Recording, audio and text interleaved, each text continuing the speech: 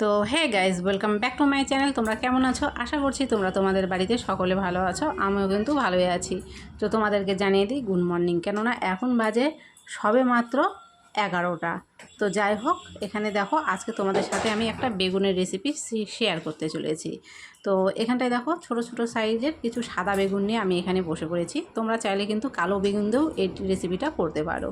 তো বেগুনগুলোকে প্রথমে দুভাগ করে কেটে নিলাম। নেওয়ার পরে বেগুনের পিঠের অংশে যে ছিল সেগুলো একটু হালকা করে চিড়ে নিলাম। আর বেগুনগুলো কেটেই সাথে সাথে কিন্তু অবশ্যই জলে দিয়ে দিতে হবে, না হলেও কিন্তু দেখবে কালো হয়ে যাবে। তো যাই হোক, বেগুনটাকে ধুয়ে পরিষ্কার করে উঠিয়ে নিলাম। তারপরে দেখো এখানটাই বেগুনের উপরে আমি দিয়ে দিলাম হচ্ছে লবণ, আর দিয়ে দিলাম হলুদ। তোমরা যদি চাও এর উপরে একটু লাল লঙ্কার গুঁড়ো দিতে পারো, আর যদি না চাও না দিলেও কিন্তু হবে। তো আমি এখানে লাল লঙ্কার গুঁড়ো কিন্তু ব্যবহার করিনি। তো লবণ হলুদ দিয়ে বেগুনটাকে প্রথমে খুব ভালো করে কিন্তু আমি এখানে দেখো আগে মাখিয়ে নিচ্ছি। তো এরকম দুদিকেই কিন্তু খুব ভালো করে মাখিয়ে নেওয়ার পরে বেগুনটাকে এরকমই 10 মিনিট রেখে দেবো। আর ততক্ষণ পর্যন্ত মশলাটা করে নিই। যেহেতু সর্ষে বেগুন করবো সেই জন্য কিন্তু আমার এখানে লাগছে সর্ষে। আর আমি এখানে কিন্তু যে হলুদ সর্ষেটা হয় সেটা ব্যবহার করেছি, কালো সর্ষেটা ব্যবহার করিনি। হলুদ সর্ষেটা কিন্তু দেখবে খেতে ভালো লাগে, সাদা সর্ষেটা কালো সর্ষেটা কিন্তু ঠিক ততটাও ভালো লাগে না। তো যাই হোক, সর্ষেটা একটা মিক্সি জারের মধ্যে দিয়ে দিলাম জল। আর এখানে আমি কিন্তু আর কিছু দিলাম না, সর্ষে আর জল দিয়ে দিলাম। তারপরে দেখো এটাকে আমি ভালো করে কিন্তু ব্লেন্ড করে নিচ্ছি। ব্লেন্ড করার সময় কিন্তু অবশ্যই একদম মিহি করে ব্লেন্ড করে নিতে হবে, কোনো রকমের যেন দানার ভাব না থাকে।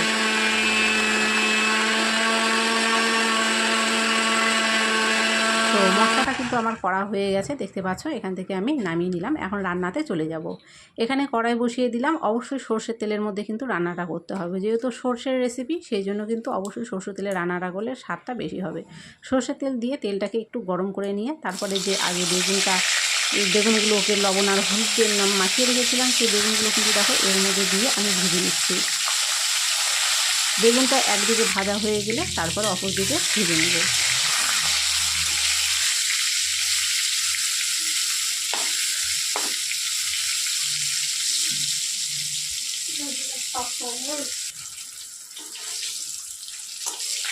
তো তোমরা দেখো বেগুনটা কিন্তু এখানে দুদিকে খুব ভালো করে লাল করে ভাজা হয়ে গেছে। এখন কিন্তু উঠিয়ে নেব।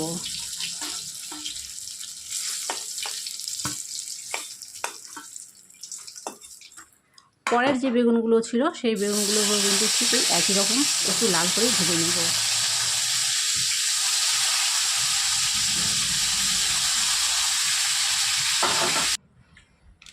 সবগুলো বেগুন আমার ভাজা হয়ে গেছে, নামিয়ে নিয়েছি। এবারে কিন্তু আমি আর কড়াইতে তেল দিইনি, যে তেল ছিল সেই তেলের মধ্যেই রান্নাটা করছি।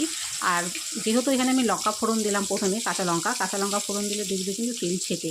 তো সেই জন্য গ্যাসের ফ্লেমটাকে কিন্তু আমি একদম লোতে করে দিয়েছি, যাতে তেলটা একটু ঠান্ডা হয়ে যায়। তো তার মধ্যে দেখো কয়েকটা কাঁচা লঙ্কা ছিঁড়ে দিয়ে দিলাম, আর দিয়ে দিলাম হচ্ছে কালো জিরা। তারপরে এই তেলের উপরেই দিয়ে দিলাম হলুদ, আর দিয়ে দিচ্ছি এখন আমি কিন্তু স্বাদ মতো লবণ। এখন এখানে আমি দিয়ে দিচ্ছি একটু লাল লঙ্কার গুঁড়ো। তোমরা যদি ঝাল বেশি খেতে না চাও তাহলে কিন্তু লঙ্কার গুঁড়োটা স্কিপ করে যেতে পারো। তারপরে এটাকে দেখো একটু তেলের উপরে নেড়ে চেড়ে নেব। এবারে আমি গ্যাসের ফ্লেমটাকে কিন্তু হাই করে দিলাম। আর আগে থেকে যে শসাটা আমি বেটে রেখেছিলাম সেই শসাটা কিন্তু এর মধ্যে দেখো দিয়ে দিলাম। আর মিক্সি জারটা ধুয়ে সামান্য একটু জল এখানটায় দিয়ে দিচ্ছি। আর এখানে দিয়ে দিলাম 1 চামচ মতো চিনি। চিনিটা কিন্তু অবশ্যই দেবে, এটা কিন্তু একটু ঝাল ঝাল মিষ্টি মিষ্টি খেতে খুব সুন্দর লাগবে। তারপর দেখো এভাবেই কিন্তু একটু নেড়ে চেড়ে নেবো। বেশিক্ষণ নাড়ার কিন্তু প্রয়োজন নেই, নাহলে সর্ষে কিন্তু আবার তিতা হয়ে যাবে। তো হালকা একটু নেড়ে চেড়ে নিলাম। তারপরে মিক্সি জারটা ধুয়ে এর মধ্যে পর্যাপ্ত পরিমাণে ঝোল কিন্তু দিয়ে দেবো। তো তোমরা যেরকম গ্রেভি খেতে চাও, কেউ যদি একটু ঘন খেতে চাও অবশ্যই একটু ঘন রাখবে, আর একটু পাতলা খেতে চাইলে অবশ্যই একটু পাতলা রাখবে। তো তোমরা তোমাদের ভাব অনুযায়ী কিন্তু জলটা এখানটায় ব্যবহার করবে। তো এখানে কিন্তু আমি জল দিয়ে দিয়েছি, আর কিন্তু জল এখানে দেবো না। এবার গ্রেভিটা ফুটে ওঠা পর্যন্ত অপেক্ষা করব। দেখো 2 থেকে 3 মিনিট পরে কিন্তু এখানে গ্রেভিটা খুব ভালো করে একদম ফুটে উঠেছে। আর যে বেগুনগুলো ভাজা ছিল সেই বেগুনগুলো কিন্তু সবগুলো এখানটায় এক এক করে গ্রেভির মধ্যে আমি ছেড়ে দিলাম।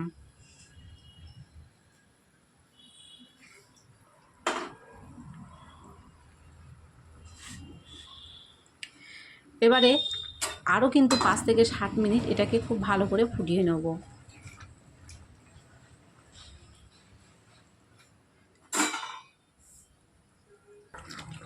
তো তোমরা দেখো এখানটায় 5 থেকে 7 মিনিট আরও খুব ভালো করে ফুটিয়ে নেওয়ার পরে গ্রেভিটা কিন্তু অনেকটাই গাঢ় হয়ে গিয়েছে। এখন কিন্তু আমি এটাকে আর শুকোতে যাব না, এরকম অবস্থায় গ্যাসটাকে অফ করে দেব।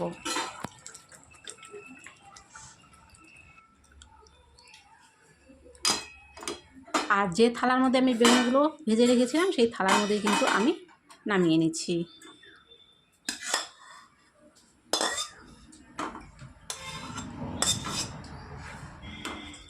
এখানে থালার মধ্যে আমি নামিয়ে নিচ্ছি।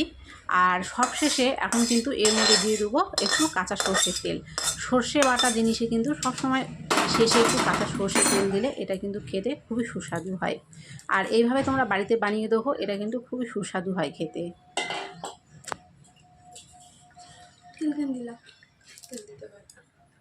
তাহলে কি হয়?